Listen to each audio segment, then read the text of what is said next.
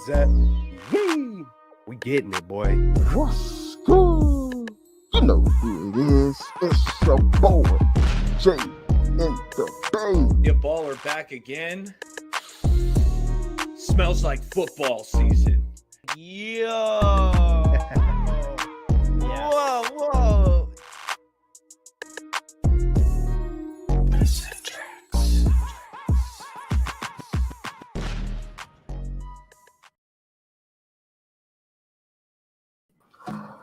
Faithful Niner Empire. What's good?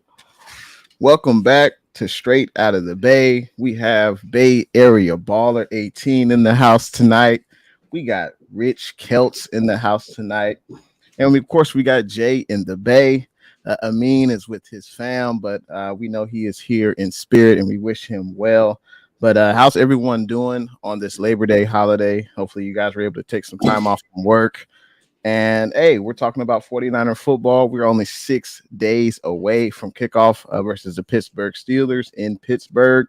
So, Kelts, how are you feeling today on this Labor Day weekend? And, are you excited to talk some 49ers football? Let me know. Absolutely, bro. What's up, Jay? What's up, Eric? Man, it's just another blessed day. It's a little on the warmer side, but I enjoy that. I enjoy it. Hey, man, we're here. We're 6 days away, man. I can't freaking wait to just see some hits, see some football. I'm juiced up. I'm just excited. Oh, yeah. Feeling good. Been relaxing this 3-day weekend. And, hey, football is around the corner. We got an actual game to preview. We're going to be talking 49ers, Steelers, breaking down everything. We got a lot of stuff to talk about, fellas, and I'm happy to be here. Hey, absolutely. It's always a pleasure to get with you, brothers, and to form the Straight Out of the Bay crew. We're all from the Bay, and it's always good to come together. Huge shout out to everyone that's in the chat right now. We've got Don, we've got Tile Rob, East Coast Red and Gold Podcast. I appreciate everyone for tuning in. Like Tile Rob says, make sure you smash that like button. Feel free to subscribe to all of our channels. As my 2-year-old comes in the room. You want to be on camera too? Not yet. Maybe when you get a little bit older, you can be on camera. But huge shout out to everyone that's in the chat. I believe all our channel links are in the bottom of the description of the video. We got Bay Area Ballers channel, Rich Kelts, Jay in the Bay, Amin, and Straight Out of the Bay. So we appreciate everyone for tuning in today. We also have Eric Parks in the building. Appreciate you for coming through. What's good? We also have Los D. He says, what's up, fam? Let's end this offseason already and play some football. Absolutely.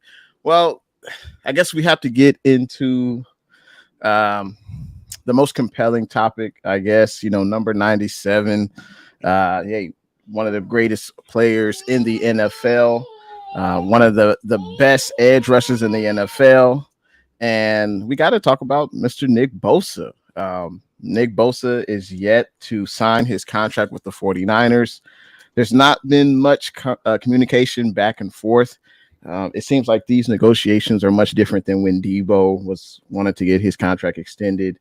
Debo, took all his 49er stuff off social media. He was saying I think he was saying he didn't want to be a Niner, or he was liking certain posts with him on other teams' roster or in their uniform or something. So this is much different. We're not hearing much from Bosa's camp. We obviously know he wants to be the highest paid non-quarterback in the NFL, but we also don't know what the 49ers have offered. I believe there was a report this past weekend that the Niners and Bosa were $4 million apart, but is that total average money? Is that guaranteed money? Is that per year salary? We don't really know. So what is your guys' panic meter level from 0 to 10? Let's start with Eric first. How are you feeling about Bosa? And he's still not in Santa Clara. Panic meter, I'm going to put it at a 7. I am mildly concerned because when Bosa's not on the field, we know this defense is not at full strength. And when you're asking me who's to blame here, I want to say it's almost like 50-50 part on the team, Parag, John Lynch, and then part on Bosa. I mean, Joey did it before he even played an NFL snap. He was holding out into training camp. So it's just the way that Bosa family jives. So if I had to pick one, I'd say, you know what? I think this is more on Nick Bosa, because I mean, just looking at this front office's track record, right? They got the deal done with Debo. They got the deal done with Trent Williams. They got the deal done with George Kittle. Like, this front office has paid players handsomely in the past, and they've gotten big time deals done. This one, however, all of a sudden, they can't get the deal done. I feel like I'm putting this on Nick Bosa, and something that's crossed my mind. I'm wondering if Nick is holding out for 100% fully guaranteed contract. I think that's a possibility where he wants to get 100% of his deal guaranteed, and the 49ers might be a little reluctant. They're apprehensive to give him those fully guarantees. And I say that because Joey had the majority of his contract guaranteed. Like, this is a new trend going on in the NFL where players are getting more and more money guaranteed. And the Niners, they haven't quite done it yet. Like, they guaranteed a chunk to Debo, but we're talking the majority of a $100 million, $200 million contract guaranteed. I think the Niners are looking at as a bit risky. Parag is saying, no, we don't want to do that. And I think that's something that Nick might be asking for. So if I had to kind of say who's to blame here, might be on Nick. I think that family, they want their money and they want it fully guaranteed. Yeah, well said about everything, man. It's like, how do I feel about this, man? Just the politics of it. Of course, hey, he was the defensive player of the year last year, so of course he wants his top dollar, and I don't blame him. And then at the same time, hey, man, if you're a team guy, hey, if it's a couple mil, it's just tough. I can see both sides. The Niners trying to do what's best for the Niners, Bosa trying to do what's best for him. So it's easy to see both sides. We are starting to see the fans get a little itchy, though. The fans are kind of like, hey, hold up, man. What could life without Bosa look like? You're starting to hear little rumblings like, hey, this is good. This is going a little too far. So, that's a thing. And then so one thing I'm looking at is the 49ers have been living like by inches the past few years, whether it's an injury, whether it's being one game off, not getting the number one seed. It just feels like we're always coming up just short. So I'm looking at every single game as a crucial game for that home field advantage, assuming we have a really good year, a Super Bowl caliber roster, assuming we're going to be one of the top teams. Hey, man, every freaking inch matters. So Bosa, hopefully he's here sooner than later. But I will say, it was funny. I heard today how, Drake Jackson was in the locker room. I think it was from Grant Cohn. And, Drake is, kind of, Bosa come back, he's over there singing, and, come on, big baby Bosa, come back, please, dog.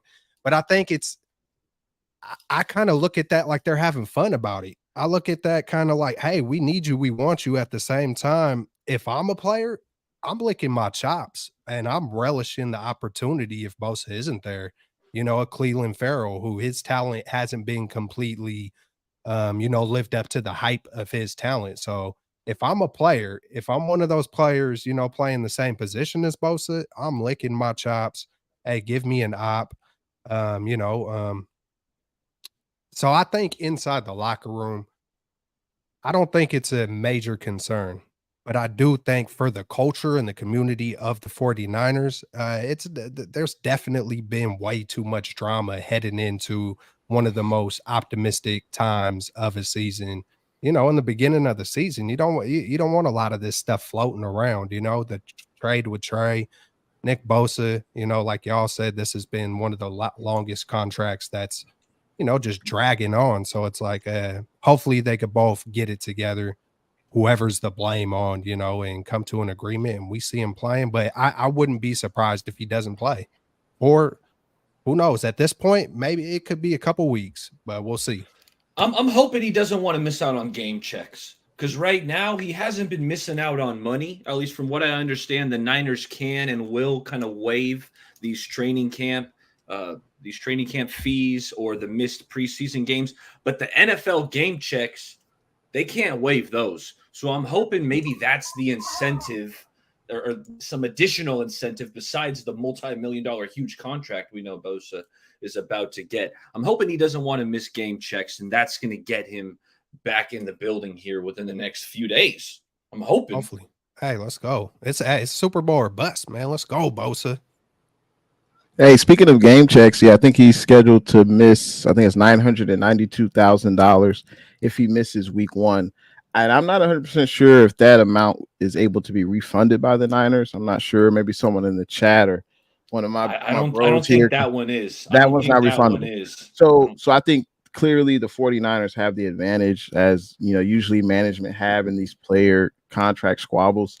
I think Bosa wants to get the most he can get. I think the biggest contract was signed in 2021. I think TJ Watt, that was the last biggest edge rusher contract. And TJ Watt got like 28 mil a year. His total value was 112. But I think that was on a 4-year deal. We have no idea if Bosa wants a 3-year deal and then re-up to try to get more money after the 3 years. We don't know if it's a 5-year deal. It could be fully guaranteed he wants. We don't really know what his camp wants. And I think the Niners will make him the highest non-quarterback player. But we don't know the guarantees. We don't know the total average annual value. We don't know the salary per year. So as far as am I worried from 0 to 10, I'm not really worried. I don't think Bosa's going to miss game checks. And Super Bowls aren't won in week 1, week 2. We need Bosa for that postseason run. I think whatever the Niners give him, then they're not going to be cheap. Like people keep saying, pay Nick Bosa, but the Niners aren't going to be cheap. As Eric illustrated earlier, we've signed Kittle, we've signed Debo, we've signed Trent, Fred to these big contracts. So Bosa is going to get taken care of.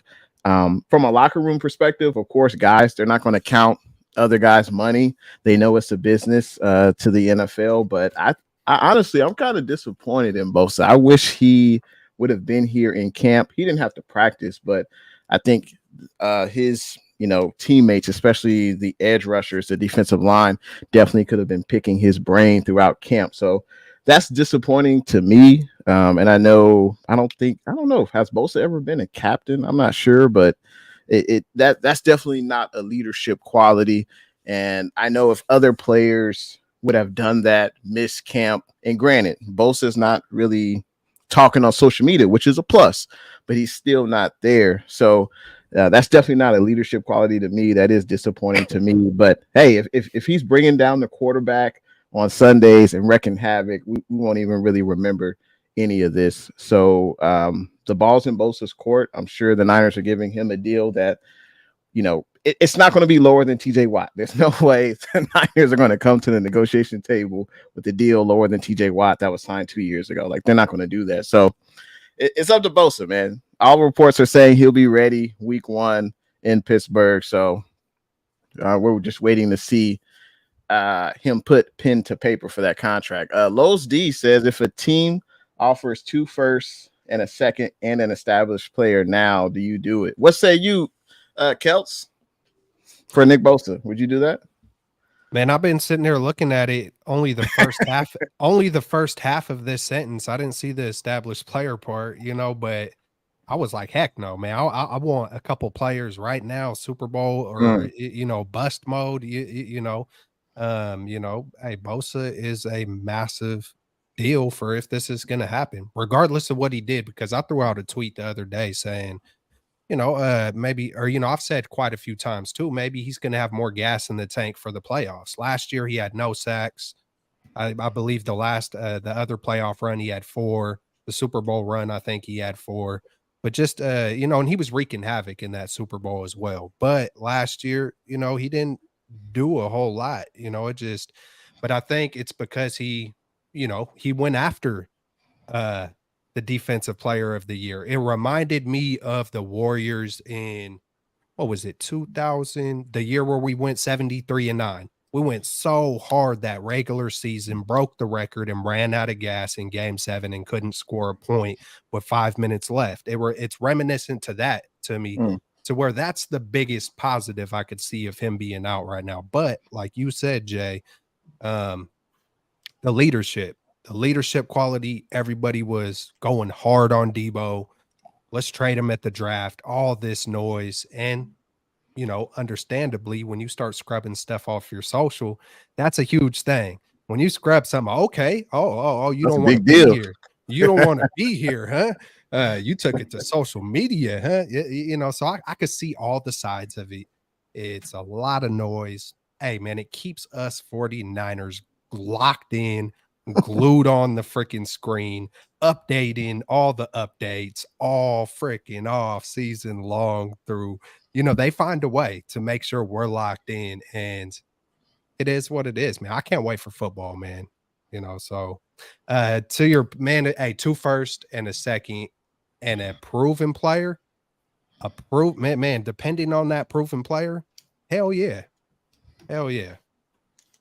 I do it. Yeah, I'm right there. I'm right there with Celts. It depends on the proven player because the 49ers, we have a need at edge rusher, arguably, with Nick Bosa on this roster. So if you did trade him, I'm going to want an edge rusher back, and he better be pretty good. If it'd be like a Brian Burns and picks or a Montez Sweat and picks, I'd think about it, but I don't think teams are making that offer.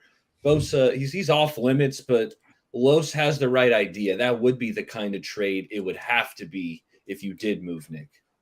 Yeah. No, I would agree. I would definitely make that deal. I know the 49ers haven't had a great track record with first round picks outside of Bosa, and some say McGlinchey was a failure, but I thought he was solid. I mean, he did get a big extension from the Broncos, so he put enough good film together to get that contract. But outside of that, it has been hit or miss.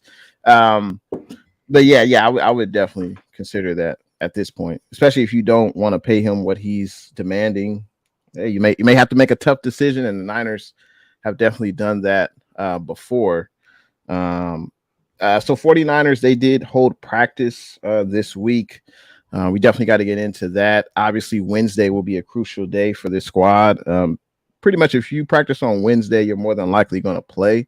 But there were some injuries that the 49ers are still dealing with, particularly the guys that are on the ticker below. I just want to get into that real quick. So Dre Greenlaw, he's got a hamstring injury. He hasn't practiced in a few weeks, but he may be ready for week 1. But hamstrings are very tricky. Like, you can practice with it, you can run, but it's hard to replicate that game speed. You don't know how it's going to react when you're trying to chase down Najee Harris out the backfield. We'll see what happens, but I think Greenlaw will basically be like a game time decision. Huff, he's got the cyst in his knee. He says he plans to play on Sunday, but it's kind of we'll see what happens. Gibson, our safety, is expected to play as well. Moody, he's got the quad, and he was kicking at practice today. I think he was kicking like 30-yard kicks. But we do have insurance with Moody. We've got another kicker who could possibly fill in. So that, to me, that's not a huge deal for me personally.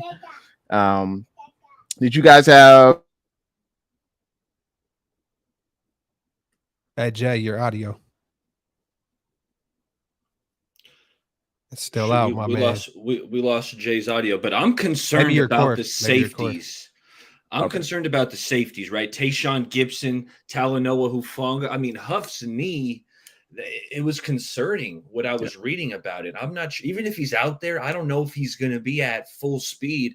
And safety, being that last line of defense, it has me a bit concerned. And then Gibson, it sounds like I heard a Gibson talking after the practice today, and it sounds like he's going to play, but he's laboring a little bit. He's getting up there in age. So I am concerned about the safeties, and you're right, Jay, about Greenlaw and the hamstring. Those can be tricky. He might be feeling all right, but next thing, when you get full speed and try to stretch that hammy out, it Hopefully it doesn't lock up. So there's definitely some concerns. George Kittle, we know how much success he had with Brock Purdy throwing him the rock. And, is he playing? I haven't heard for sure if we're going to have our number one tight end, the people's champ, George Kittle. A lot of question marks, man. A lot of question marks, heading into, just about every season, and, one of the main topics is offensive line again. But, with these injuries, the hamstring is tricky, and especially with the physical nature that Drake Greenlaw plays with, man, he's a straight dog, real talk. And, Hufanga as well, he loves to fly around. So these guys, it's a little tougher on defense, the change in direction, the backpedaling, just all those kind of things. So it's something but it is a welcome sight to see that majority of these things do seem minor. Hopefully that continues to be the fact with Hufanga and it doesn't turn to something more. We all heard, the Baker cyst could be related to, I believe, what was it again? It could be related to something. Meniscus. Yeah. So hopefully it's not that, man. Just looking on the positive side. Hopefully everybody's up, able to run full force. Yeah, man. So that's about it as far as and that was just all the injury reports, right, Jay? So there was so Kittle, he was at practice today. He's got the hip injury. He was doing sprints at practice, but it seems like he's going to be a game time decision. Obviously, it would suck if we didn't have our best tight end on the road versus Pittsburgh. But Kittle, I think he was hurt the last season. He missed the first two games, so definitely disappointing. But hopefully, he'll be ready. And I think me and Eric were talking earlier. I think Saturday, 1 o'clock. That's when the 46-man active roster who will be in uniform on game day.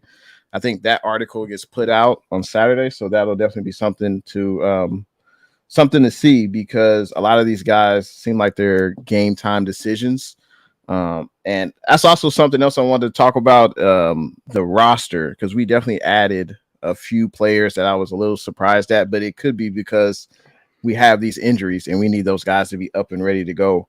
But just to continue on, JP Mason, he's got a sprained foot. He's day to day. Shanahan's basically saying a game time decision. Orrin Burks, he's got a sprained PCL, and he got that in the collision with Devontae Adams when they had the joint practices. So he's another game time decision. And Ray, no one's really expecting him to be back the first 4 weeks. He's still recovering from the wrist surgery, but one of the most pressing injuries could be that Drake Greenlaw because hamstrings. It's similar to a groin. It's like it's okay in practice. You're going at it at a light pace in practice, but when you need to ramp it up full speed, how will it react? The hamstring, the groin, whatever, and you just don't know until you're playing in the game. So, but I think that could be a reason why we added certain guys on the roster who were day 3 picks. So, but we'll see. Yeah, man. So it seems like it's going to probably be Ronnie Bell returning kicks then, huh? Ronnie Bell, hey, putting it in a rookie's hand. Hey, there's just a gang. There is a gang of there's a gang of man, you just hate to hear all this to start your season. To start the season. We haven't even started playing real games yet. Man. So yeah, Hey, you know what? Let's look on the bright side. None of these sound like they're going to be season enders, right? True. Or Of course. long-term injuries, which we have dealt with some training camp, injuries that put a player out for the year. So just trying to look on the bright side. It doesn't sound like these guys will miss chunks of the season. So right. I'm happy about that. That's all right. Has George Kittle ever played a full season? Do y'all know? I'm gonna say no. I was joking on Twitter. I keep on getting the picture of him at these beer drinking competitions and stuff. And not before the money.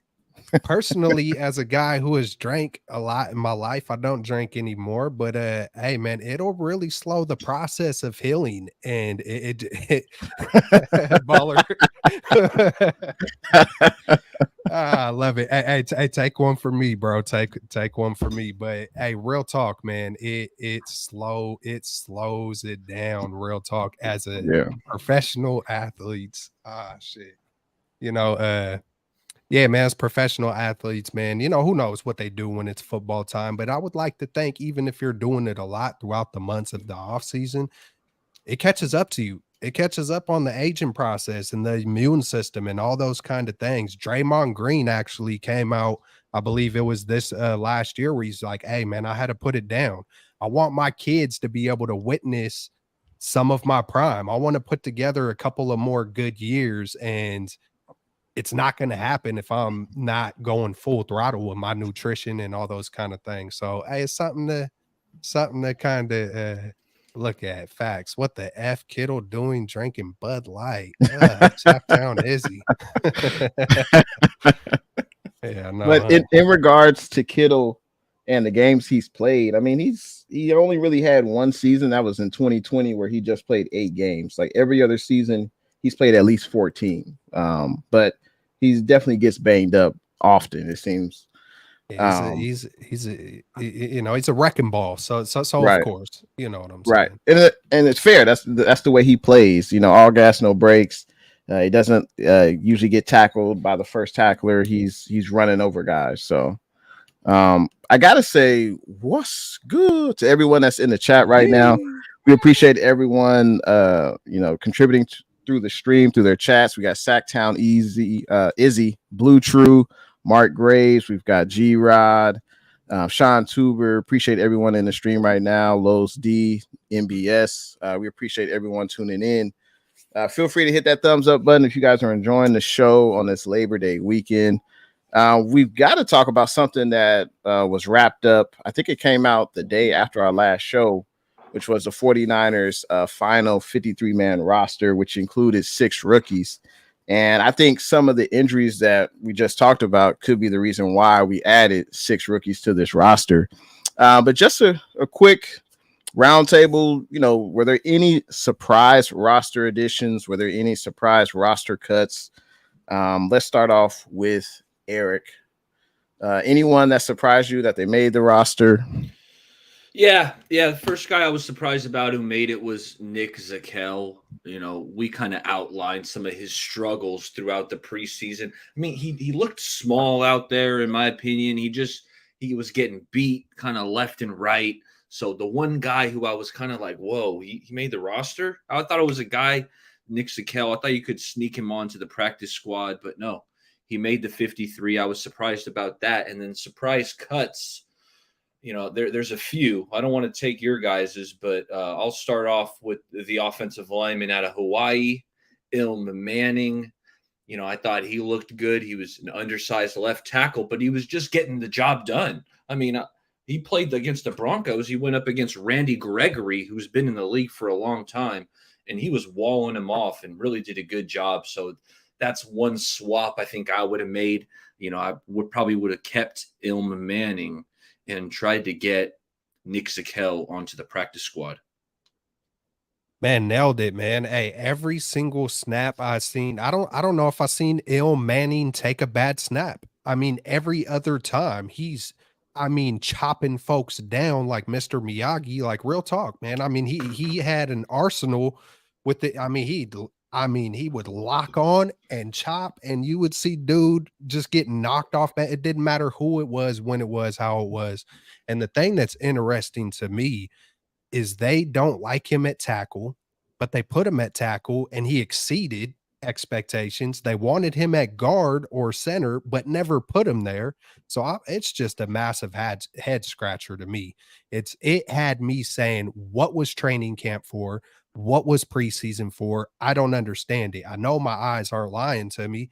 I know there a lot of other people agree with it as well. Anyone who watches tape, and go click on the tape and you can see it. And then meanwhile, we have Zakelj over there, like he has alligator arms trying to block guys, and guys are running straight to the dang quarterback. And so I'm I'm confused, but it is what it is. Maybe, they have, more intel than some of us. I don't know. I'm confused. I'll just say that. But the Jameson was obviously another one. He looked like he did really well, but that's why those guys got picked up. You see, Il Manning, he got picked up by the Cardinals. I believe Jameson went to Carolina, if I'm not mistaken. Yeah. And you know what? One thing about Il Manning, hey, that's where he's from. Is I know he was out in Hawaii for college, but he's from Arizona. So, hey, congrats to him to go back home and get picked up like that. We'll see how his career turns out. Besides that, I really liked both of the linebackers making the team. I think all of us were kind of torn in between Graham and Winters, but they both look like they did really well. So I'm excited to see them both on the team. Your man, Eric, Brayden Willis. If there's a Willis, there's a way. And we always wind up having a Willis on the team, and we have another one. It's unfortunate with Kamla too, but we'll see what happens in the future with that. And I'll stop there. But yeah, those were the biggest ones for me. Yeah, just to answer Sean Tuber's question, Jordan Willis, he actually signed with the Raiders this offseason as a free agent. So unfortunately, he will not. They cut him. He got let go. He did, really? Yeah, oh. yeah. I mean, I would probably. And he hasn't been claimed yet. He hasn't been claimed. That's not that I've seen. Last I heard, he was cut. If I'm the Niners, I'm trying to figure out a way to get him on this roster. And no, absolutely. Jay, do you got a guy, a surprise cut? Because I got one more guy I wanted to mention, but I don't want to steal your thunder. Surprise cut. No, go ahead. It's all good. You know what? McCrary Ball. I know teams around the league were monitoring our linebackers. We had talked about it like this linebacking core is the best in the NFL, in my opinion. And McCrary Ball, I was kind of factoring him into that mix, but to make room for a couple of these rookies who looked good, D. Winters, Jalen Graham, they said adios to McCrary Ball. I think they maybe wanted ideally to get him onto the practice squad, but whether he saw a better opportunity elsewhere, because he's with Bob Saleh and the Jets. Jets swooped him up. The Jets also swooped up Poe. Our boy Poe is also, he was another guy. I kind of wanted him back. I know he blew an assignment, I want to say against the Raiders, where he gave up a instant pressure, but it's like, okay, you're not going to have a clean game 100% of the time. And I thought other than that, Poe was solid. I wanted to kind of retain him, but McCrary Ball and Poe both left the 49ers to go with the Jets.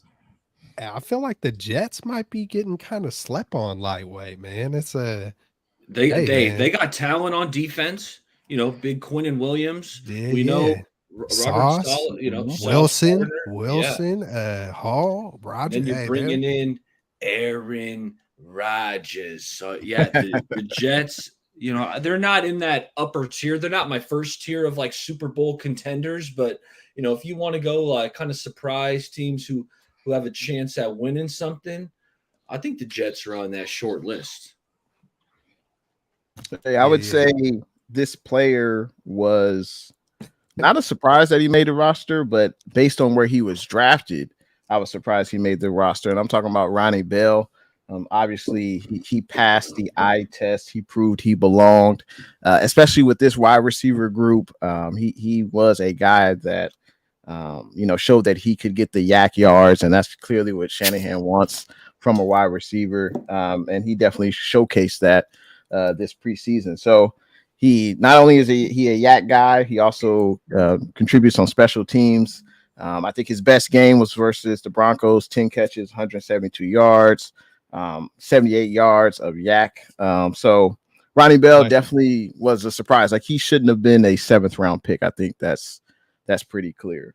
And in regards to McCrary Ball, I think, as G-Rod said, iron sharpens iron, and we drafted Jalen Graham, D. Winters. I think they proved to be, at least in John Lynch's eyes and his staff, they proved to be better or more worthy than McCrary Ball. But you said Eric McCrary Ball, he went to the Jets. Denver or the Jets? The Jets. The Jets. Okay, so Yeah. hey, he's in good hands with Salah. Hopefully he's able to make the most out of his opportunity over there in New York. Yeah, as Los D said, and I believe either Eric or Kelt said that Zakel over Manning, definitely a head scratcher. Yeah, I don't understand why. I know Zakel, they drafted him, and Manning was a UDFA, but I mean, Manning seemed like he was the better player throughout his opportunities. Zakel had multiple penalties, missed assignments, just getting beat by other defensive linemen. But you can't sign everyone, I guess. And also with Jameson, the corner, he seemed to be a good special teamer and someone who can contribute on defense. But they decided to let him go as well. So I guess they say you can't keep them all. So that's the unfortunate part about the NFL. Can't keep them all. Now the Niners did have some practice squad signings as well. Do you guys have that list handy? I do. Want me Practice squad to? players? Yeah, want me to go through it? Well, just anyone that stood out to you, or anyone that you're glad we brought back. Obviously, Quantrez Knight, I think he started becoming a fan favorite, and I liked, it was, hey man, he was playing well. I believe he might have even changed his number from 43 to 9, so we'll see. Maybe it doesn't matter. With Braden Willis having number 9, but Jack Coletto, Tay Martin, T.Y. McGill's over there. That's kind of interesting that T.Y. McGill is on the practice squad and not like swooped up or something. Right. Chris Conley, I wanted to see him make it, but hey, he's still on the practice squad. I'm lightweight surprised he didn't get swooped up either. Those are a few of the guys. Fumagalli, I'll let y'all kind of, take it from there. But Winstead as well, man. Winstead, we don't really have, we got Jawan Jennings, but Winstead, man, he's a bigger body.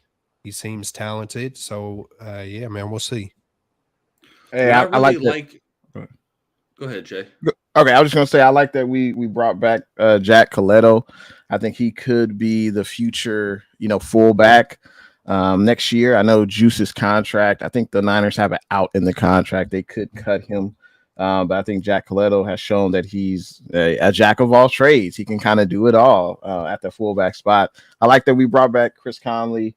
I thought he played well enough to make the active roster, but we've seen it in the past where guys, they look good in preseason, especially at wide receiver, and then they either don't get the opportunity in the regular season games or they just aren't targeted. So, but I'm glad that he's at least on the practice squad. No surprise that Willie Snead got there. He seems to be a Shanahan guy. He's been with the system the last 2 years. Am I expecting him to make a major impact? Probably not, but at least he's a vet who knows the system, knows where to line up, and he's really not going to make that big mistake on offense. What I really like is the practice squad has a nice blend of youth and experience, right? It's like you got a T.Y. McGill, a veteran who's been there, done that, and then you got a Marlon Davidson, a younger interior guy who's flashed some talent. You got a couple wide receivers in Chris Conley and Willie Snead with NFL experience. Then you got a couple youngsters like Winstead and Tay Martin. So I like how they really blended the youth and experience. Getting Coletto, I think, was really nice. Alex Barrett, I think he's just lived on the practice squad, but when he gets out there, it feels like Alex Barrett's pretty good. And then the player I really like as an insurance policy is Fumagalli. I thought Fumagalli looked really freaking good during this preseason. I thought he looked better than Ross Dwelly, better than Charlie Warner. Again, he was probably out there for more snaps. He got more opportunities to make an impact, kind of because he's playing the second half of these games. But I was happy to get Fumagalli back, and just overall looking at it, I really like the blend of youth and experience.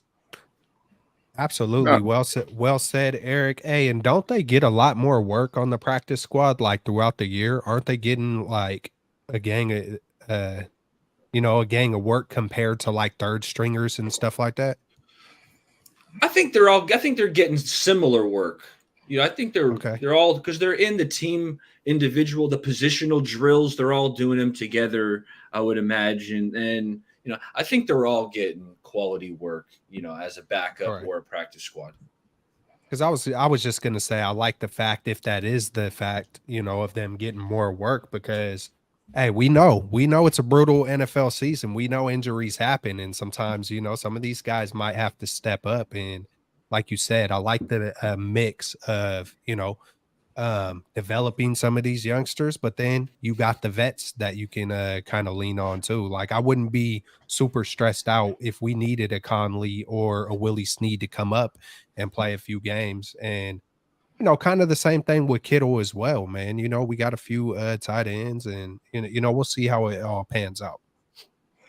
I think there were definitely some insurance guys on here. I mean, we know Kittle, he's banged up already, so you got to keep a few tight ends on the active roster and as well on the practice squad, as well with Dre Greenlaw. Like I would hope that this would be the only time he's has an injury, but that's just not that's just not a that's just not what's expected in the NFL. Guys are going to get hurt, so I think that's another reason why we brought back D Winners, Jalen Graham. So, but I'm excited to see if they're able to get in, if they can contribute in the regular season. They definitely show that, hey, they have talent and they can play at the NFL level. But obviously, hopefully all our guys get healthy. But there's a reason why the NFL provides a 16-man practice squad. And I think for the Niners, it's 17 with Alfredo Gutierrez. I think there's like a special exemption. But just want to talk real quick about the practice squad.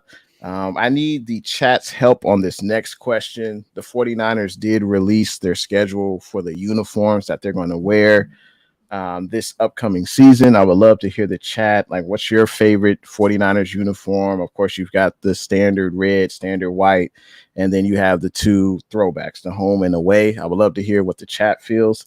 Is their favorite uniform? For me personally, I like the throwback versions, home and away better. Which one do you like, Kelts? I'd love to hear your thoughts on that, man. Man, those 94s, those 94 jerseys bring the best memories back of the 49ers. I mean, is what was there? We could argue till we're blue in the face about what is the greatest 49er team of all time, but my greatest 49er team of all time is that 94 year. I was 8 years old, but I was a well aware 8 years old when that season happened. And, I was, mimicking Ken Norton Jr., punching goalpost as a little dude. I still do it from time to time when I'm super hyped up. But either one of those, white or red, throwback 94s, I'm picturing Steve Young to Jerry Rice down the sideline. Look, it's right here. Hey, bro, got it right here, locked in. You know what I'm saying? But if I had to choose one, it just depends on the day. I might go with the white. Just even thinking about the white Dion, Coach Prime, that white, throwback, especially the Dion, even though he was only here 1 year, man. Hey, it was the last Super Bowl we won. So Yep. Great question, Jay. I love it. Curious. Hey, man, I'm pretty sure everybody's going to say the throwbacks. Yeah, you nailed it there, Kelts. I like the throwback, the all whites. Give me those all day. Those look so crispy. Yeah, and the Niners, they had quite a win percentage when they were rocking those a couple years ago. They wanted to wear the whites in the Super Bowl against the Chiefs, but the NFL was like, no, you can't do it. You got to wear the standards. Saucy. I know. But Yeah, yeah, the I would NFL give was me hating. the all whites, the 94s. I got So me a Bosa. I got me a Bosa in the all whites, and that's my favorite crispiest jersey. Hey, and the chat has given their thoughts about the jerseys. Don says throwback jerseys for sure. G Rod also agrees with the throwbacks. Yeah, I think they just look better to me. I would definitely rock one of those jerseys for sure, white or red throwback for sure. Let's see. Let's get into now before we get into the 49ers versus Steelers matchup, and I would love to hear what the faithful in the chat feel, what's going to be a key to victory for the 49ers. feel free to put those comments in the chat. What's going to be one key victory for the 49ers versus Steelers? But before we get into that, just a real quick, I looked at the NFC West win total predictions over under, and they had the 49ers at only 10.5. And I thought that was an interesting number. I think just personally, I think we'll definitely have more than 10.5 wins this season. Unless there's, I don't even want to say it, but we're definitely going to have over 10.5 wins. Exactly. And as far as the Seahawks, I think they could get 9 wins. And I think the Rams and Seahawks, I think they're going to be, the Rams and Cardinals, I think they will be the 2 lowest win teams this season. But yeah, hey, Kelts, what are your thoughts, man? You think the Niners are going to have over 10.5 wins? Are you about to drive to Vegas right now and place that ticket in the betting booth or what? Man, hey, I'm always optimistic about the offensive line. And, I did a lot more research this offseason, watching a lot of games on this offensive line. And I was overwhelmingly surprised when I had my eyes locked in on the offensive lines, because typically we're watching the ball, watching the running back, wide receiver, quarterback. There were a lot of missed assignments. And I've only watched the first half of last year, but my eyes are just on the O-line every single play. And there was no it was very understanding on why we had a slow start. And so I bring all this up to say I'm very concerned about the offensive line. With Brendel, there was a lot of plays with Brendel, a little bit with Burford and McKivitz. We'll see what McKivitz does. I could sit here and say, hey, it's year 2, all the things that you guys have heard me talk about, but I'm concerned. I'm concerned with free rushers coming straight in on Purdy. I'm concerned with, guys tripping over each other or offensive linemen running up the field, blocking nobody. And it happens more than we probably think. Our eyes aren't always on that part of the field. But so I'm concerned about that. It sucks because I feel like if we're one injury away at quarterback, that's the least that we've invested, on the offensive line. We went out and made a big splash with Hargraves. And of course, the D line is one of our strong suits. So I hope that doesn't come back to bite us and we got to depend on Darnold, because then I think it could be a rough season. I truly do. Hey, is Sam Darnold, does he have a really, really talented arm? He does. But at the same time, does he make a lot of boneheaded plays? He does. And so I'm scared to go to Sam Darnold. Hopefully we don't have to. I really do like Brock Purdy. I believe in him. I feel like he can definitely, I feel like with Brock, we could see 14. We could see 14 wins. I know that seems extreme, but that's been my prediction, I believe, since May, is 14-3. Really, I think it was 17-3 with the Super Bowl. But with Sam, I could see it being 9. I could see it being a 9-8 type season, and then after Sam, that's counting on everybody else to be healthy as well. So that's the way I see it. Yeah, looking at these over-unders, Niners 10.5, give me the over. I'm smashing that. I looked at the schedule. I think the Niners should win at least 12 games, 11, 12 games. So give me the over there. I'm also taking the over on the Seahawks. I think the Seahawks, man, that offense has some serious talent. Geno Smith, he did not play well against the 49ers. The 49ers locked up Geno and those Seahawks. But it's like in all the other games, Geno was really freaking good. I mean, he was throwing a beautiful ball. DK Metcalf, he's a specimen. DK is a talented wide receiver. We know the combination of size and speed he has. Tyler Lockett's still really good. They drafted the best wide receiver coming into the draft in Jackson Smith and Jigba. I think that offense, Kenneth Walker at running back. They also drafted a new kid, Charbonnet. That offense has some talent. The Seahawks offensive line has a couple rookies at tackle that are now going to be year 2. I think the offensive line's getting better. Pete Carroll usually has that defense at least respectable. So, the Seahawks, I think they're going to be challenging the Niners for this NFC West. Like, I think it's going to be tight between those two teams. I think both teams are good. and then go into the kind of the cellar of the NFC West. I'm going to take the under on both of those teams. The Rams, I had just pulled up their depth chart, fellas, and I was looking at it. Ooh, You saw those studs on there? awful, bro. I mean, there's only a few names on both sides of the ball that I'm really familiar with. Right. This roster You know is what sucks? You know what talent sucks? depleted. What's up? It feels like, hey, if a Stafford goes down or something, they're gonna both be in the running for a Caleb Williams, man. They are. They And are.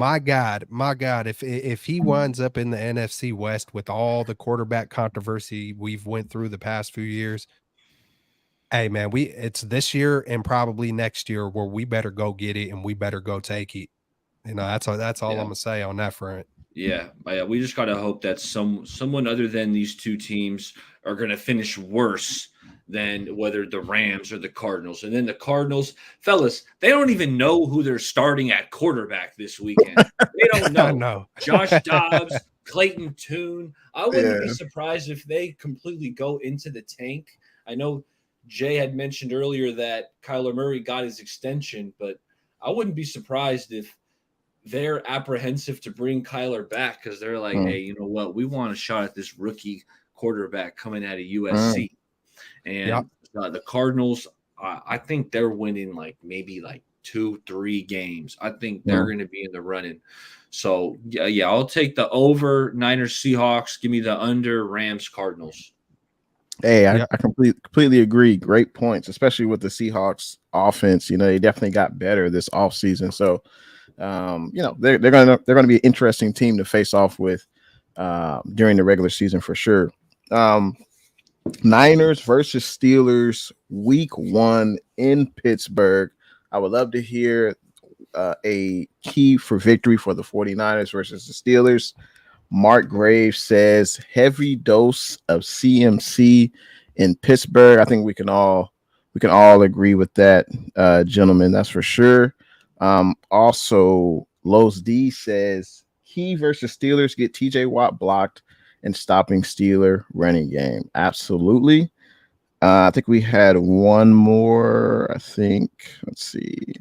Can't see it right now. Oh, right here. Rick Diaz says protect the ball and no penalties. And that's where I wanted to start off with today. I know it's not a sexy topic, penalties. I had another thing I wanted to say, but we'll see what happens at the end of this discussion. But penalties definitely is going to be, I think, an issue in this game. When I looked up the stats last year for penalties, the Niners ranked 19th in most penalties in the NFL, and the Steelers had the same ranking. So I think whichever team plays button-up football, we know there's going to be those week 1 jitters, but whichever team commits the less amount of penalties, I think we'll be able to win this game. And I think that's going to be crucial, especially on third downs, you know, offensive holding, defensive penalties. I think that's going to be a huge key in this game. And we'll see what happens week 1. But that's my first key. Niners got to play button-up football, and you can't beat yourself with penalties. What say you, Eric? My biggest key is I want to limit the big chunk plays. And that comes first and foremost into my mind because, you know, being a fantasy football player, I've been kind of evaluating some of the quarterbacks. And I was watching some Kenny Pickett film, right? We know he was the first round pick for the Steelers last year. He's coming into year 2. And I wanted to see kind of what Kenny Pickett's made of.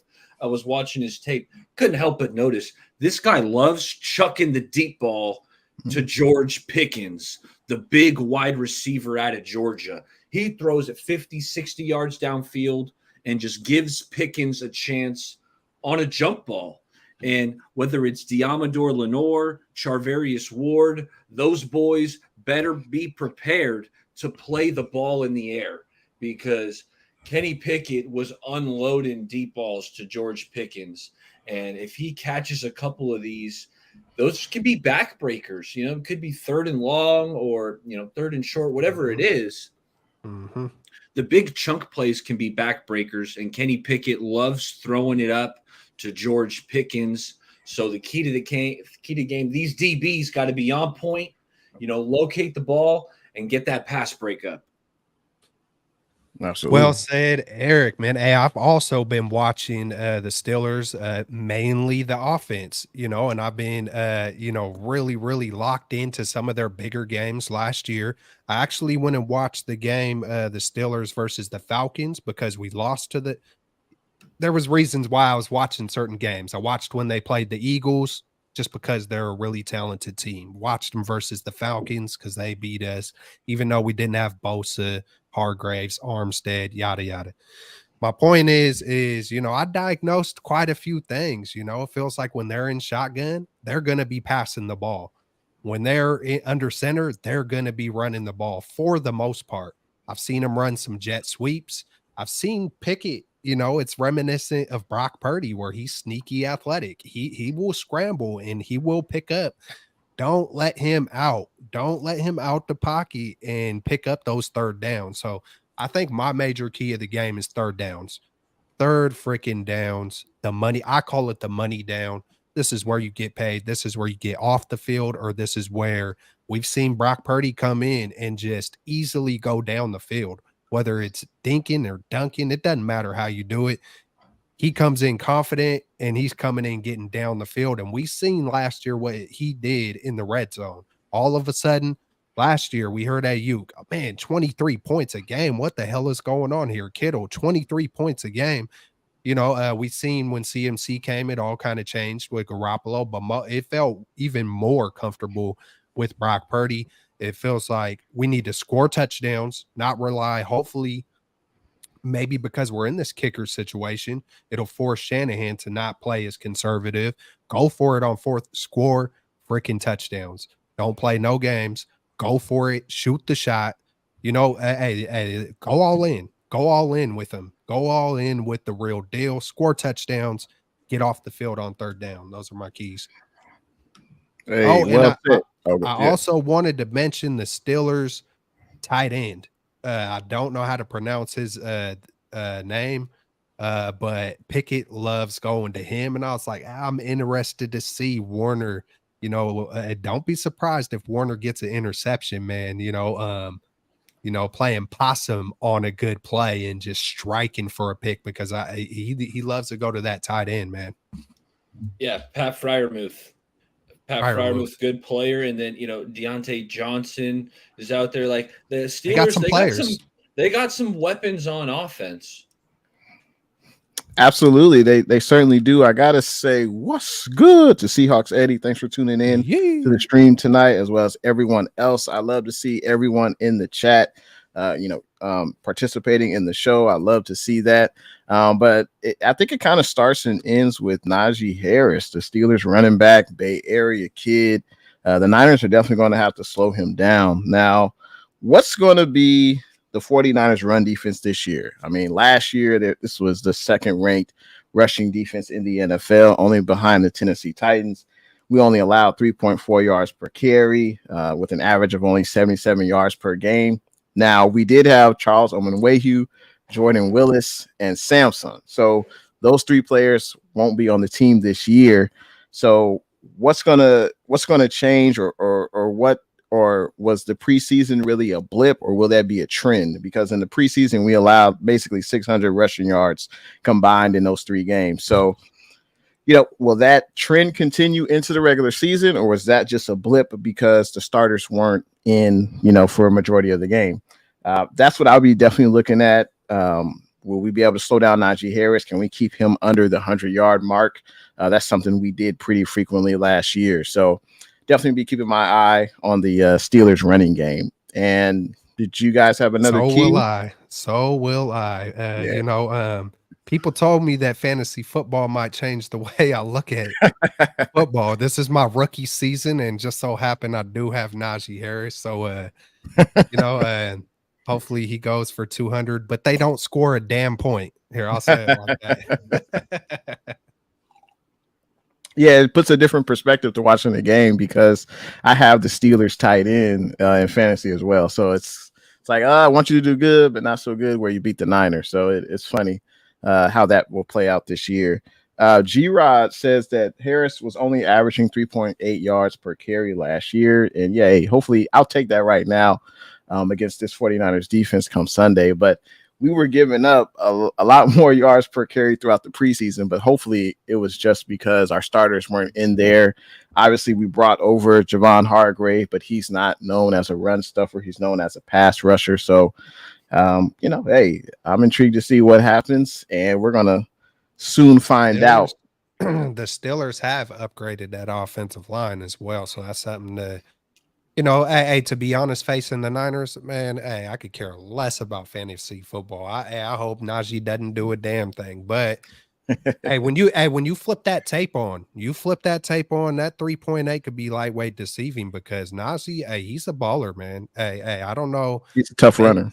Maybe I just caught his best highlights, but I was trying to watch full games and hey man, we cannot sleep on it because like you said, with the Hargraves, hopefully Armstead is on the peak of his game. Hopefully he's got more in the tank and he's not dealing with injuries. Hopefully he's 100% because he makes a big difference.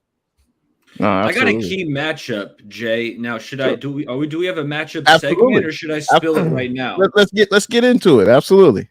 Hell yeah. Yeah. So who's your matchup? Well, I'm looking at Colton McKivitz, the 49ers right tackle, because he's going to be going up against 3-time All-Pro TJ Watt. TJ Watt lines up on the left side of the Steelers' defensive line, which means he's going up against that right tackle. And TJ Watt, this guy knows every trick in the book. He's had a 20-sack year not too long ago. TJ Watt's one of the most premier talented pass rushers in all of the game. So I'm going to be locked in on that right tackle, especially in obvious passing situations, because if Colton McKivitz can hold up against TJ Watt, then that bodes well for what he's going to do against the rest of the league, in my opinion. So the first matchup that jumps out to me, Colton McKivitz, TJ Watt. Absolutely. That's a great point though, too. I think I seen your tweet about that, and I was like, that's a good point right there. If he could hold up versus Watt, man, we should all be very optimistic on, him being an upgrade over McGlinchey for sure. Yeah, I would say one matchup that came to mind. I didn't watch too much Steelers football last year, so I had to look them up. Who led them in sacks last year. Believe it or not, it was not TJ Watt. He had somewhat of an off year last season. Hayward? It wasn't Hayward. Hayward was second. So okay. I've never even heard of this player. It was Alex Highsmith. Yeah, I never heard of him, but outside linebacker, he had 14.5 sacks last year. He's going to be lining up against Trent Williams. And hey, Trent Williams, he is a year older, but I think if Alex Highsmith plays like he did last year, he could give Trent some problems. I know Trent is the big silverback. I know he's the best left tackle in the NFL, but there may be out of 45 offensive snaps, hey, maybe Highsmith could possibly get around him in 3 to 4 snaps and get after Brock Purdy. I mean, that is possible. So, aside from the Watt versus McKivitz, on the other side is Alex Highsmith versus Trent Williams. I think that'll be a matchup to watch. And then, of course, Hayward up the middle. I mean, he's been doing it for the last decade. One of the best pass rushers from a defensive tackle standpoint. And we know Brendel isn't great at pass blocking. He's also probably going to be going up against Banks or Burford for a few snaps. So I think the fronts. Obviously, we know the trenches is usually, if you win the trenches, usually you'll have a better outcome for the game. That's just going to be something to watch on both sides of the ball. This 49ers O-line versus Pittsburgh's D-line, because they're pretty stout up front. That's for sure. So definitely have to block. Who is man? Now I'm really picturing Ayuk and Debo, man, because I did see that secondary get taken advantage of. I know they got Fitzpatrick, but they have a rookie, Joey Porter Jr. They just drafted this year, so he should be an interesting matchup versus Ayuk for sure. Well, they got the veteran that we all know, Pat Pete. They signed Pat Pete, who's getting a bit long in the tooth. Hopefully BA can kind of expose him. Yeah. Maybe deep. They got a Levi Wallace, who's another veteran. But like I said, some of that secondary is not in their prime. You mentioned Minkah Fitzpatrick was one of the best safeties in the game, but looking at those cornerbacks, Joey Porter, he's a youngster. I'm not sure he's quite starting as of yet. So hopefully Debo. BA or Debo, one of these guys can get him deep for a big play. I can already see the bubble screen. I can see the screen to Debo. Hey, watch a quick slant. Like, hey, it's coming. I think that might be one of the things I haven't heard talked about maybe enough is Debo and Ayuk. It's of course CMC and Brock and the concerns of O-line and this, that, and the other. But I think this could be a big game for our receivers. No, absolutely. And Brock going into Pittsburgh, going up against, a motivated and everyone respects Mike Tomlin, one of the, winningest coaches in the NFL. I know he's only won one Super Bowl, but I think his team has made the playoffs every year except 1 year. So Tomlin's going to have this. Yeah, Tomlin's going to have this team ready, no doubt. It's the home opener for the Steelers. Obviously, we know they have a great fan base, the Terrible Towel. But yeah, I think that's a matchup that doesn't get talked about a lot. The Niners wide receivers versus the Steelers secondary. I think that could be also Deontay Johnson, the Steelers wide receiver. He led the team last year in targets, catches, and yards. So he could be a great matchup for. I'm not sure which side he lines up, whether it be against Mooney Ward or Lenore, but I think that's definitely Pickett's go-to target. That's for sure. Whoever lines up against him definitely that's gonna be a tough matchup regardless. And but that's definitely someone to look at, Deontay Johnson for sure. I actually think the other running back is the more explosive one between the two when we're looking at the Steelers running backs. Najee, he's talented, he's physical, bigger guy, but Jaylen Warren, really, I mean, he doesn't get the rock as much, but when he does, man, the kid looks explosive. He's got a smaller build, like almost gives me kind of flashbacks of like Brian Westbrook back in the day.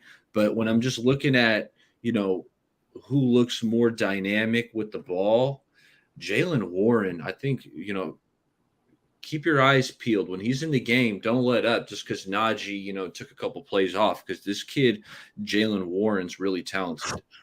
They list him at 5'8", 216. So hey, the Eagles, you're giving me flashbacks of like Charlie Gardner, Darren Sproles. I know they're different. I know Sproles is really, really short, but the Eagles always produced some really shifty, explosive type, even though Charlie Gardner, I believe, did play for the Niners for a little bit of time. But those damn Eagles always found a way to, get some really shifty, very decent backs back in the day.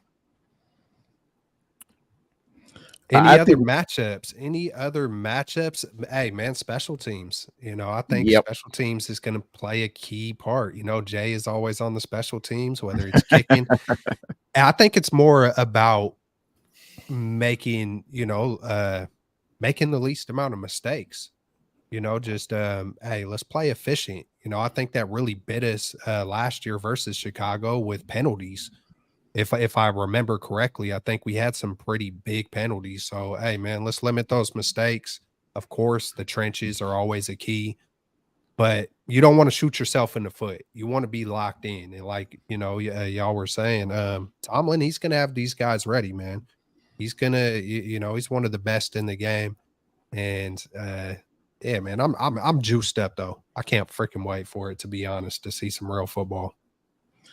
No, I think special teams will play a big part. I was just quickly looking up the weather report in Pittsburgh, and hey, it's going to be 75-degree day, Beautiful. No rain. It is a 33% chance it could rain the previous day, but as far as game day, it's going to be clear. It's going to be great football weather. But I think Moody's quad injury is definitely something to monitor.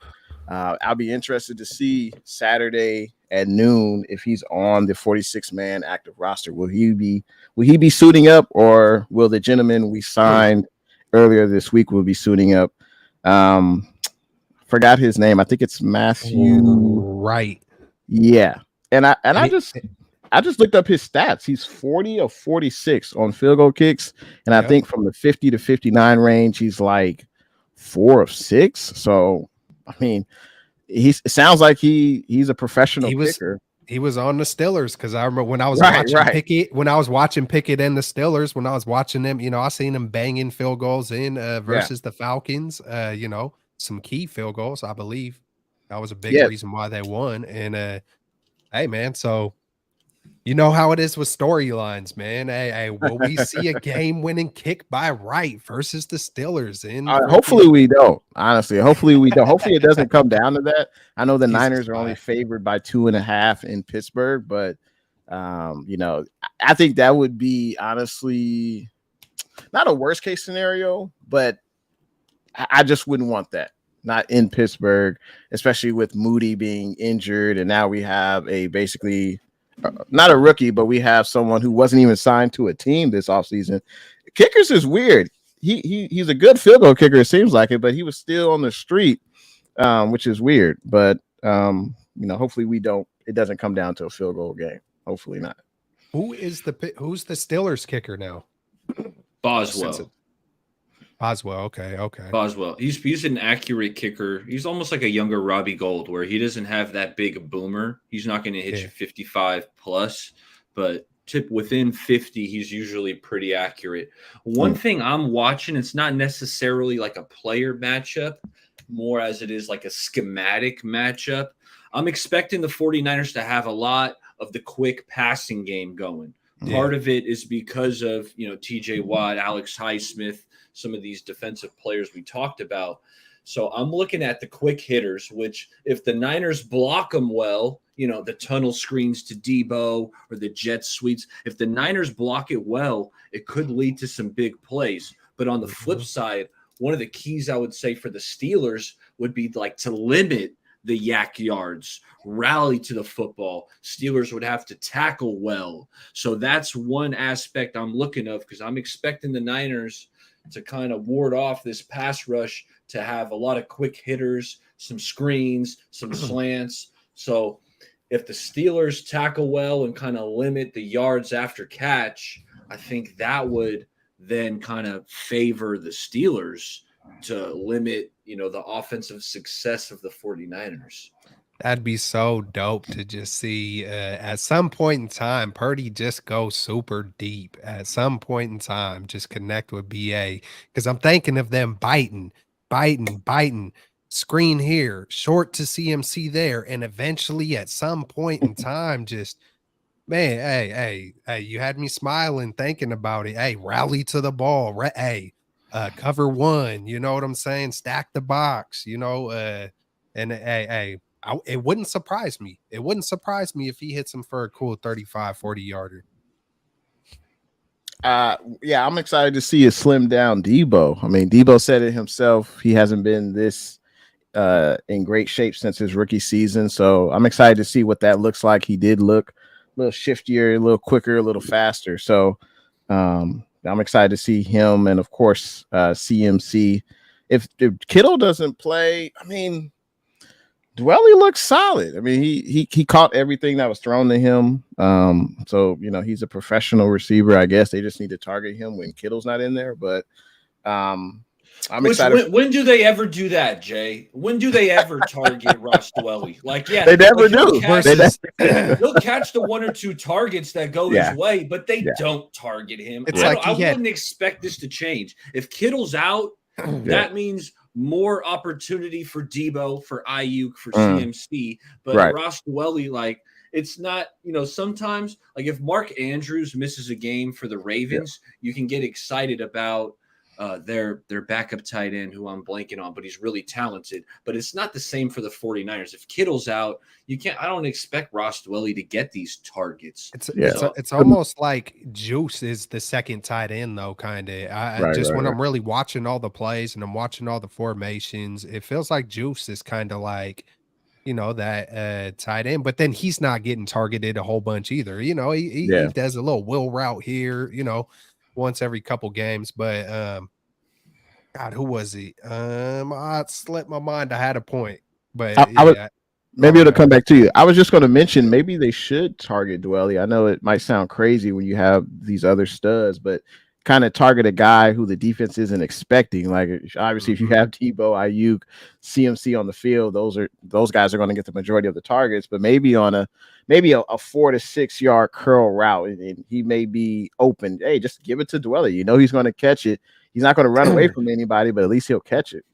Oh yeah, it came back. He broke out versus Seattle when Jimmy had it's 49er football back. You know, he had the moment versus Seattle when Trey went down, and it's like, hey man, hey, that's what we've been wanting to see. Ross the boss, doing big things in the end zone, and that was it.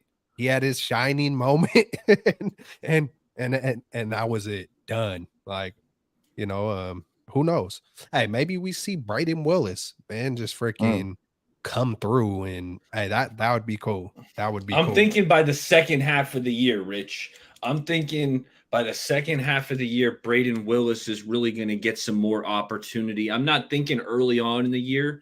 I think we've all seen sometimes Shanahan, he can be reluctant to play some of these rookies early, but I love how physical Brayden Willis is. I wish he would have got the ball more in the preseason.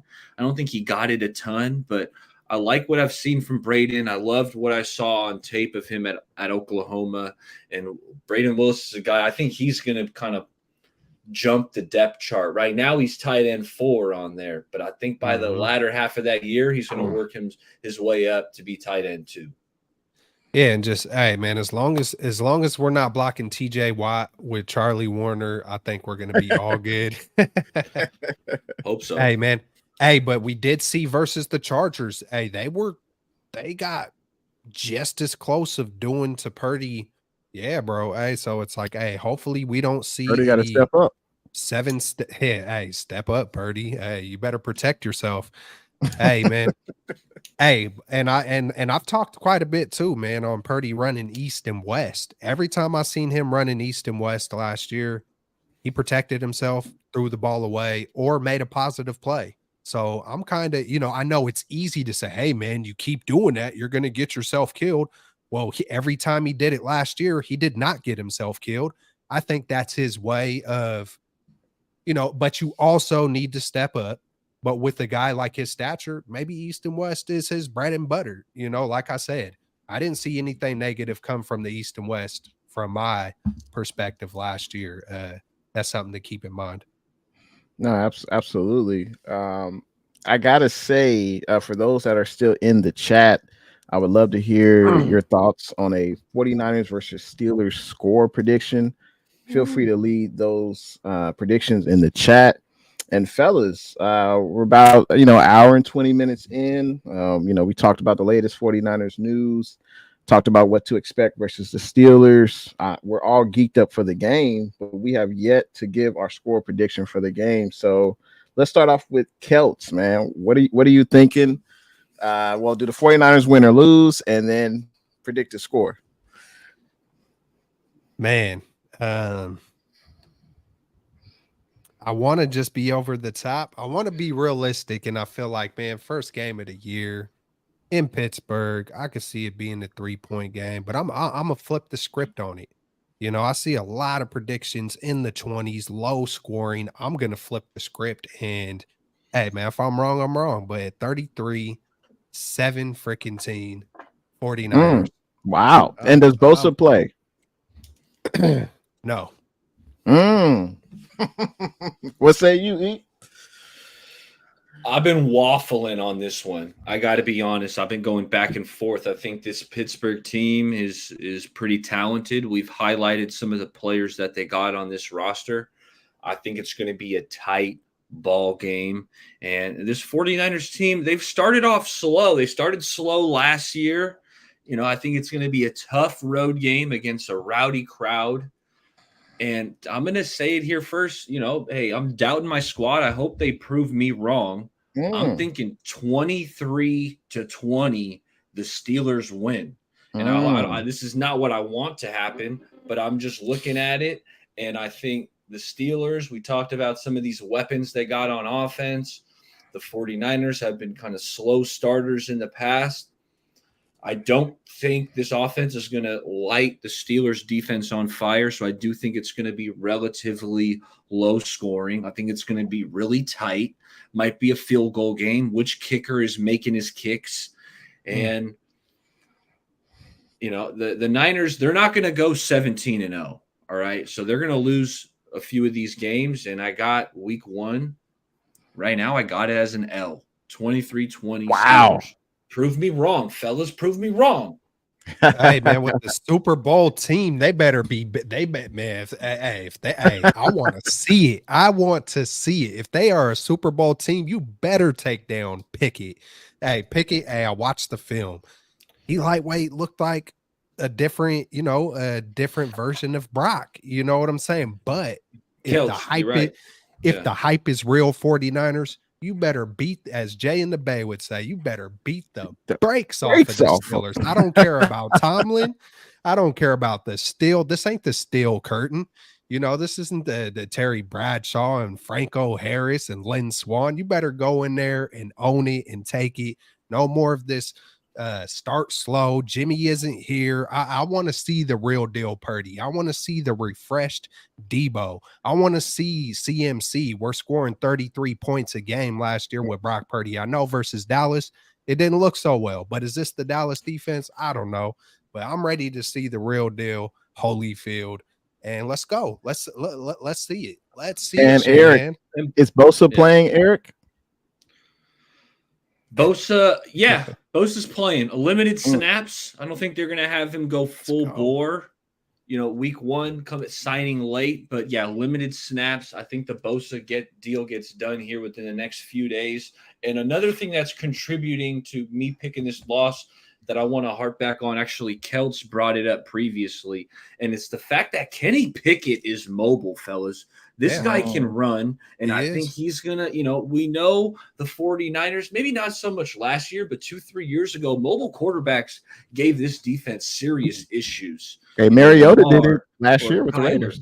You're right. Yeah. You're right. Yeah, with the Falcons, Mariota got us a couple times on some extent.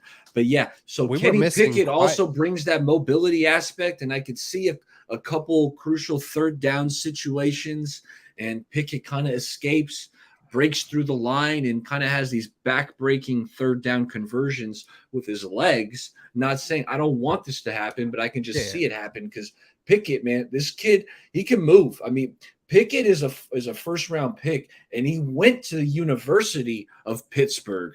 And the Steelers and the University of Pittsburgh, they share the same stadium building.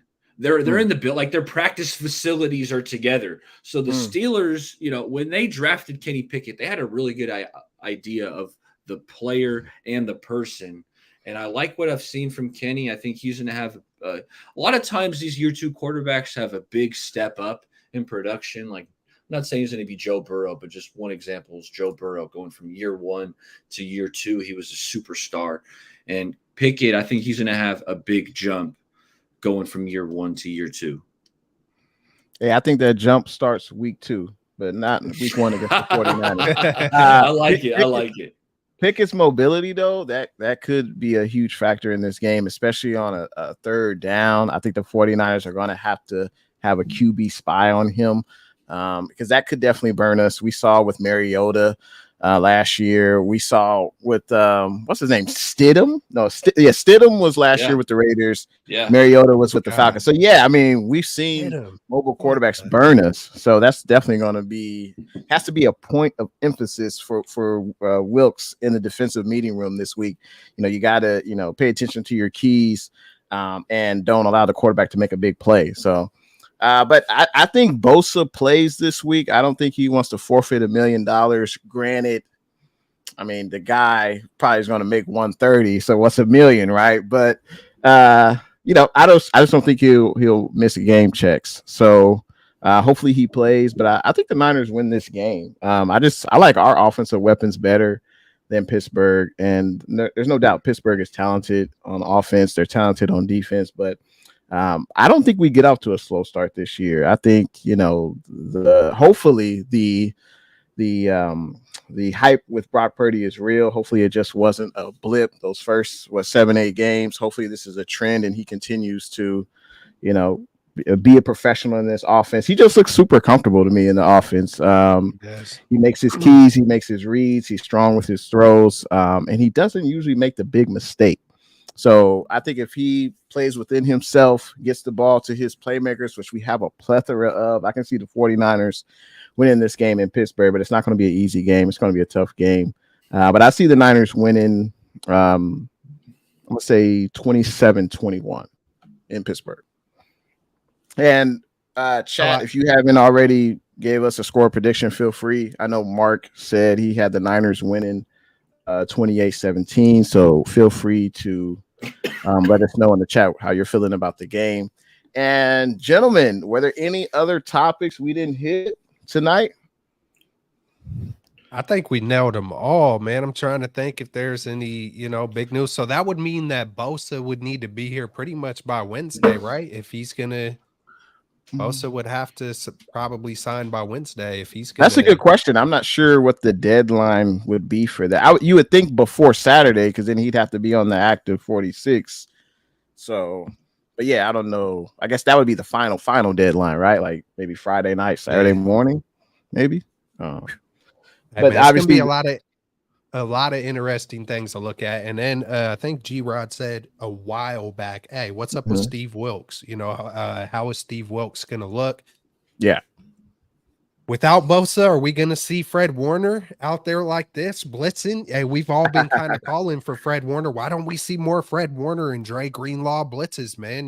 They're two of the most, physical and fastest, the good old 1-2 punch. So that'll be interesting to see if Jair Brown gets any kind of run. Maybe we see him lined up in the slot and comes off a weak side blitz here and there. Hufanga, obviously, doing his Troy Polamalu, impersonation, out there. Yeah, real talk. Hey, so, man, hey, there's a gang of storylines, a gang of things to pay attention to. I'm with you, Jay. I think we're going to start fast. I could really see us just given the fact that Purdy is so comfortable. It feels like it's kind of easy for him to get down the field. And when he gets down there, I wouldn't be surprised if there's going to be quite a bit of Brock Purdy running touchdowns. You know what I'm saying? That's something to kind of keep an eye on too. With all the weapons we do have, the focal point on Debo and CMC and Kittle and, and we seen a little glimpse of it versus the Chargers. Like, they kind of locked in. He was like, whoop in there. So, yeah, man. As far as the defense in this game, we know Huff is dealing with the cyst in his knee. So as Kels mentioned, will we see more Jair Brown? Gibson, it seems like what he's dealing with is minor. He's expected to play. But, yeah, will we see Fred Warner blitzing more often? We know Steve Wilks likes to blitz. What will that look like in the regular season? So, yeah, that's going to be what will the defensive line rotation be like? I know I don't know why his name is escaping me. Kusarek, what will be his defensive line rotation? I know Oren Burks has been banged up. He's supposed to be the third linebacker. If he can't go, will we see D Winters? Will we see a Jalen Graham? Will we see a DFF in that role? Most likely it'd be DFF. I guess he's the more seasoned player. But, yeah, I mean, it's going to be exciting who turns out on defense. I'm excited to see who's going to be on that active 46 on Saturday. That's definitely another deadline to look at. And, of course, Nick Bosa. Yeah, when we're talking Wilks, I do think we're going to see more blitzes. I think we kind of saw that during the preseason. Now, Fred Warner, blitz him occasionally because you're right, he can do it. He's supremely athletic. But I think what separates Fred Warner from just any run-of-the-mill linebacker is how good he is in coverage. Like a lot of these linebackers, when they're dropping into zone coverage, they're just guarding grass. But Fred Warner has an innate ability to he can look around, locate whoever's coming into his zone, and run with that man. Like he's just got this vision. It goes back to him playing kind of this hybrid safety slot corner role at BYU. Like he's got these phenomenal coverage skills that I really want to utilize that because I think he's the best coverage linebacker in the game. Although he can blitz. So, yeah, mix in a blitz. Although I like the idea of blitzing maybe a Jair Brown or a Talanoa Hufanga or a Dre Exactly. Greenlaw. Like, let's blitz. We can bring the heat from all different positions, all different spots on the field, blitz the nickel. I think Steve Wilkes is going to be more creative with that. We are going to get a more blitz-heavy defense. That being said, there's a yin and a yang to everything. When you're blitzing 5-6 guys, that means there's a lot of one-on-one coverage behind you, and it could be susceptible to more big plays, which it felt like, D'Amico, Rob Saleh, they like to play this bend but don't break defense where it's like, okay, if you're going to get us, it's because you had a really nice, 15-play drive, and you had to punch it in the red zone where things get compact and really tight. D'Amico and Rob had that bend don't break style. Steve, we'll see. We haven't even seen the regular season yet, but it seems like rather than bend don't break, Steve's going to be aggressive and he's going to get after you. I got a bold prediction, and I want to see if you guys have any bold predictions, but I already mentioned earlier about the Warner interception, because I'm seeing how much Pickett likes to go to, what's his name again? Pickens? No, yeah, Pickens. Pickens Freiermuth. Freiermuth. What a last name. Freiermuth. So he likes to go to Freiermuth. And I could see Fred Warner swooping in for a pick. Now I see him almost like deflecting it and someone else getting it, Hufanga or Gibson or something. But a Warner pick and a Warner sack, all pro Fred is going to light up the stats this year. We know he's a hitter, he's a leader, but I think he's going to get more stats this year. So that's my bold prediction. Warner's going to get an interception and a sack in the same game. Yeah, man. Do y'all got any bold predictions for one of our players or just in general?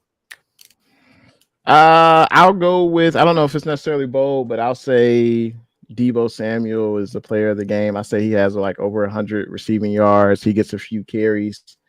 He puts his stamp on the game, and he proves worthy of that contract he signed. And I'm sure he wants to put the best film out there as possible. And I think he'll do that against the Steelers, catching the ball, running the ball. And I'm excited to see a skinny Deebo. Slim Deebo. I got a guy on offense and a guy on defense who I think is going to have a big game. I'll start off with defense. I'm looking at Eric Armstead, the veteran on that defensive line.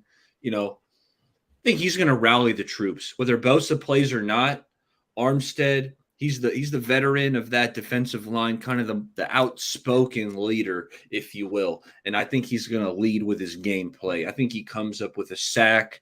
He's always really stout in the run defense. Armstead's going to have a really good game.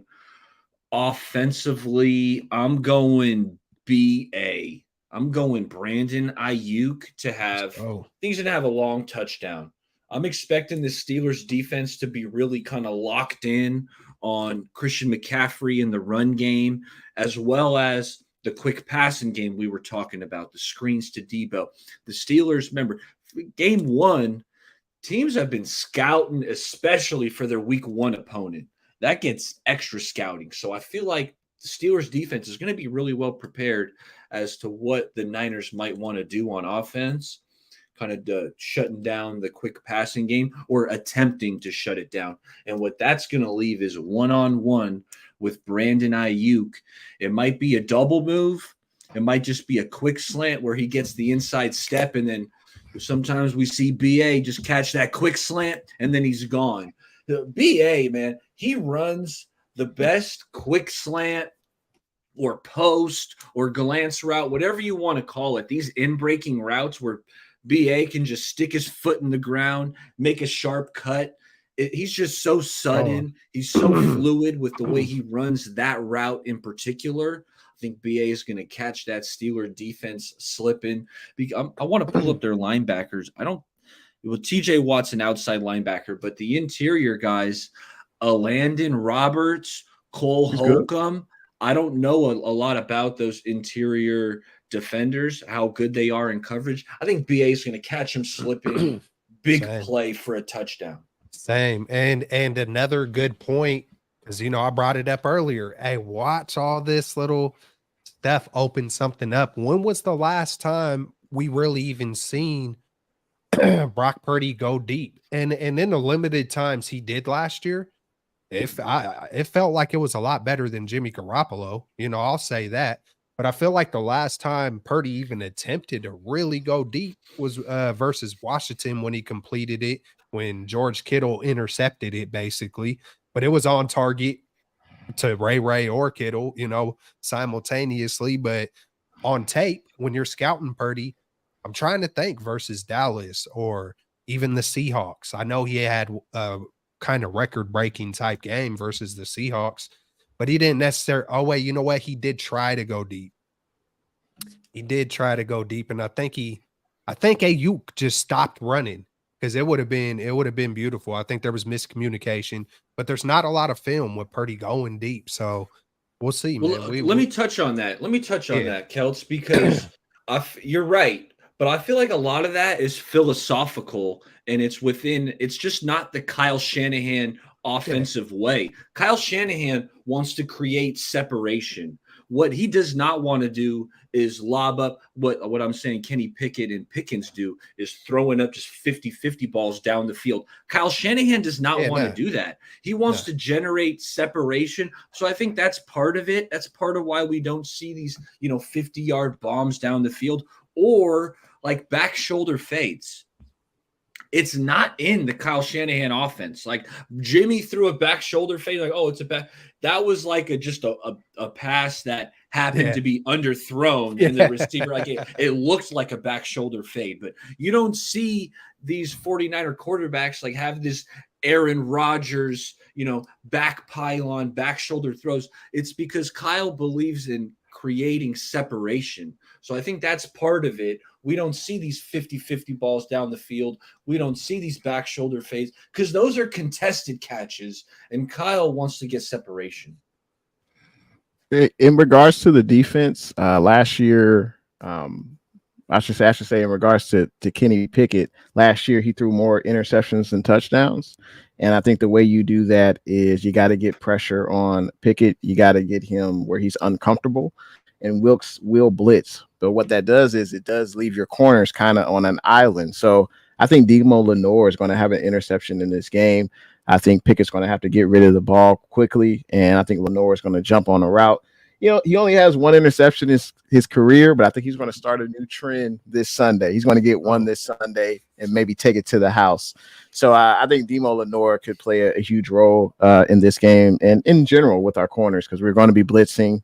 They're going to have to play one-on-one coverage. So I like Demo Lenore to get a pick this Sunday. He was going up versus Ayuk all off season, and he wasn't afraid of it. What do they call him? The hyena or something like that? He was accepting the challenge, and the breezy. What up, man? Yee. Freaking Lenore. He was right there. It was reminiscent of Ambry Thomas last year or the year before that, where they were always right in coverage, but just, couldn't, capitalize on being right there, getting mossed by Devontae Adams or whatnot. Of course, when you're going up versus supreme talent, that's going to happen. But maybe Lenore will take that step up going versus Ayuk all off season now that he knows he's that guy opposite Mooney. So good call, Jay. Yeah, and as they say, iron sharpens iron. So, that should have made him an even better corner this offseason. So, we appreciate everyone tuning into the stream tonight. I know there's a lot of content creators on tonight, but for those that tuned in, we appreciate it. Whether you're watching on Straight Out of the Bay, Kelts Chronicles, Bay Area Baller, Jay in the Bay channel, we appreciate it. I would say any closing thoughts, gentlemen, for the season or what are you looking at the rest of this week? Let me know. We'll start off with Eric. Hey, it's 1 week at a time, but it's Super Bowl or bust, fellas. This is a Super Bowl roster. Let's get it done, because why not, right? I'm looking across the landscape of the NFL, and there's some good teams, but this 49ers team, Kyle, I think he's a good coach. This team has a loaded roster with tons of talent. Why not? Super Bowl this year, I think it's happening. So I think it's going to be a fun year. Let's go get this 6th ring. Well said, man. I couldn't have said it better myself. Hey, we appreciate every single one of y'all who rocks with us every time, man. It's always great to link up with the guys, man. Straight out of the Bay. Y'all know what it is. And I got to give y'all a good old yee. Yes, sir. Hey, I couldn't have said it better. Eric, I think this is a Super Bowl or bust team. Hopefully York puts some fire to Kyle Shanahan. I know Kyle Shanahan has been consistent. He's been a winner. We know his track record of success with the Niners, but I would say the clock is ticking right now on Shanahan. I know he's won a lot of games. He's had success, but he hasn't won the Super Bowl. And hey, Jed York said, "Hey, we don't count NFC Championship banners, NFC West Division banners. We count Super Bowl rings." So, hey, man, the clock is ticking. But hey, you can set this team off in the right direction. Week 1 versus the Steelers with the victory. But yeah, this team has high expectations, and we're expecting the best Super Bowl championship this year. Let's go.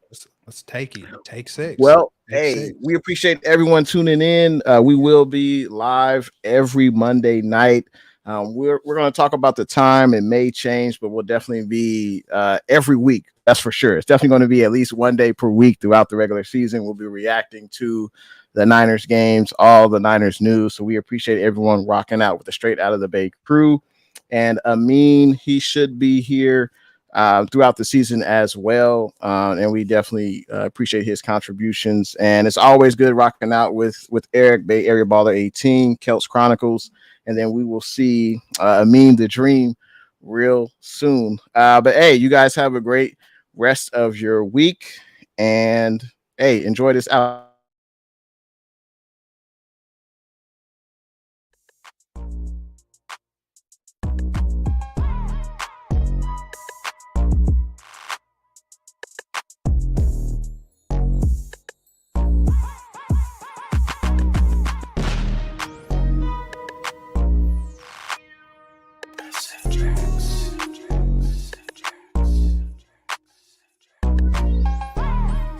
Rise up.